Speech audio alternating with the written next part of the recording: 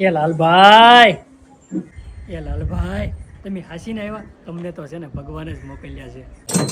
એ હું તો ખાલી અહીંયા ગાયોનું ધ્યાન રાખવા માટે આવ્યો હતો. એ આવું છું.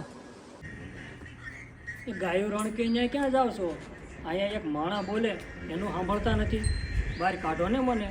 પણ વાત ગળે ઉતરતી નથી લાલભાઈ. તમે જે રીતે અહીંયા ગૌશાળામાં હલવાના છો એમાં શું ગળે ના ઉતરે? ઘી લેવા આવ્યો હતો અને અચાનક ગૌશાળાનો ગેટ બંધ થઈ ગયો અને અહીંયા હલવાણો છો. સાચું બોલો લાલભાઈ. સાચું તો બોલું છું લાલભાઈ.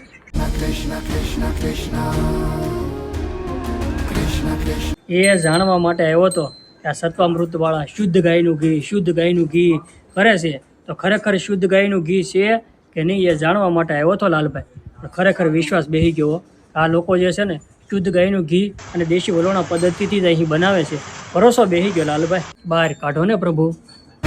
चक्रम युग चक्रम च केशव आत्मयोग भगवान